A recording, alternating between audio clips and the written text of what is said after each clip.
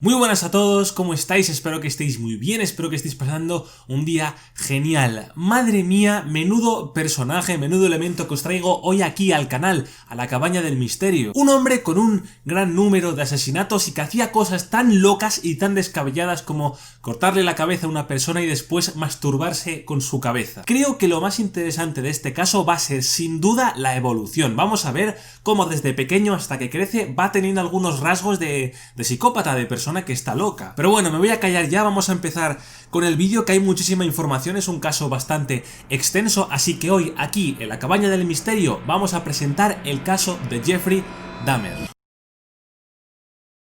Jeffrey Dahmer nació en 1960 en Estados Unidos, en Milwaukee, en el estado de Wisconsin. Los responsables de criar a Jeffrey fueron Lois Dahmer y Lionel Dahmer. Evidentemente estos fueron sus padres y antes de que empecéis a sacar ningún tipo de conclusión, no. Los padres de Jeffrey no lo maltrataron, no le pegaron, no recibió una educación muy estricta ni nada por el estilo. Jeffrey tuvo una infancia bastante feliz, sus padres fueron padres normales, de hecho yo diría que fueron bastante buenos padres. Por lo tanto, este no es el perfil de loco, de monstruo, de psicópata que es así por culpa de sus padres, es más bien porque él nace pues de esta manera que es un peligro para la sociedad. Cuando empieza a crecer y empieza a tener un poquito más de consciencia, ya empieza a mostrar rasgos bastante preocupantes y mucho más para una persona tan pequeña. A él al parecer le gustaba mirar qué es lo que los animales tenían por dentro,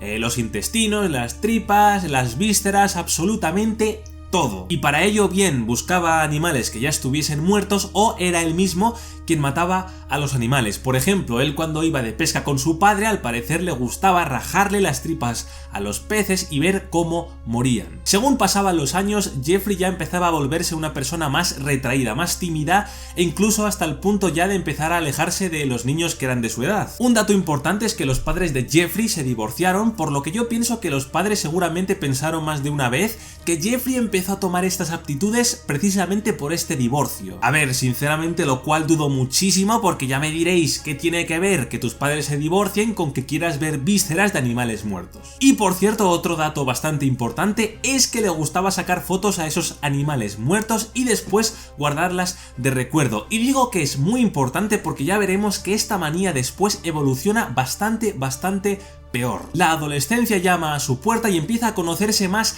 a sí mismo, ¿no? Como nos ha pasado pues prácticamente a todos, ¿no? Y descubre que es homosexual. Aquí todo parece normal hasta que conocemos que él tenía algunos deseos de mezclar el sexo con la violencia. Y encima, para empeorarlo todo, él tenía que reprimir su homosexualidad porque donde él vivía precisamente no es que estuviese muy bien vista. Por una parte, reprimir tu homosexualidad y por la otra, tener deseos sexuales mezclados con la violencia. Si sumamos uno y uno, sabemos que esto va a terminar muy pero que muy mal. Como podemos ver, poco a poco, ¿no? Desde que va creciendo empezamos ya a ver cómo va evolucionando la mente de un psicópata, de un loco. Pero creedme que según vayamos avanzando con tema, va a superar con creces vuestras expectativas. Cuando cumple 18 años, compra su primer apartamento en el cual lleva a un niño al cual pagó para que se deje sacar fotos, digamos, bastante sugerentes. Sé que esto suena ya de por sí bastante perturbador, pero el problema de verdad empieza cuando Jeffrey empieza a acariciar al niño, el niño sale corriendo, se escapa de allí y evidentemente se los cuenta a sus padres, que serían pues quienes llamarían a la policía. Debido a este incidente, Jeffrey pasó 10 meses en la cárcel. Jeffrey sigue sumando problemas y se vuelve adicto al alcohol y a las drogas, seguramente pues para evadirse de su realidad. Para enderezar a un muy perdido Jeffrey, su padre en 1979 lo envían al ejército, pero debido a sus problemas de alcoholismo evidentemente lo terminan echando. Jeffrey estaba muy perdido en la vida, pero al parecer tenía algunas ideas bastante claras. Volvamos un poquito atrás, ¿os acordáis de cuando dije que Jeffrey tenía algunos deseos sexuales mezclados con la violencia? Cuando tú tienes un cóctel así de peligroso, seguramente van a ir apareciendo en tu cabeza algunas ideas muy macabras y más si eres evidentemente un psicópata. Cóctel que tarde o temprano va a acabar explotando. Un joven, Steven Hicks, que estaba haciendo autostop en la autopista, tuvo la mala suerte de encontrarse con Jeffrey. Este recogió al joven en su coche y, ganándose su confianza, lo llevó a su apartamento. Jeffrey lo que realmente quería era tener sexo con él, el joven no quería y esto llevó a Jeffrey a golpear al joven con una pesa en la cabeza. Se acercó al cuerpo del joven y lo estranguló hasta matarlo. Y aquí es donde ya pasamos completamente al otro extremo. Fue a donde el cadáver, lo descuartizó, metió los trozos en bolsa de basura, cargó las bolsas en su coche y de camino a tirarlas le paró la policía por exceso de velocidad. Le hacen un test de alcoholemia que termina superando, la policía le pregunta que qué hay dentro de las bolsas. Jeffrey dice pues que simplemente hay basura, la policía le cree y le deja marcharse. Y si el descuartizamiento os pareció de locos, veréis lo que se viene ahora. Aquí decide no tirar el cuerpo a donde sea que lo fuese a tirar, se da media vuelta, se dirige a su casa, coge la cabeza del cadáver, sube al baño y se empieza a masturbar con ella. 2 semanas después coge los trozos que él mismo había descuartizado y los esparce por el bosque. Debido a este acontecimiento, de alguna manera, pues Jeffrey se traumó, le impactó o lo que sea, ¿no? Y entonces decide dar un giro a su vida de 365 grados. Comienza a ir a la iglesia e incluso intenta dejar el alcohol. Pero si piensas como yo, creerás que un loco de esta magnitud pues no cambia de la noche a la mañana. Poco después volvió otra vez al alcohol y empezó a frecuentar bares homosexuales. Por cierto, para él tener relaciones sexuales se fijaba en una víctima,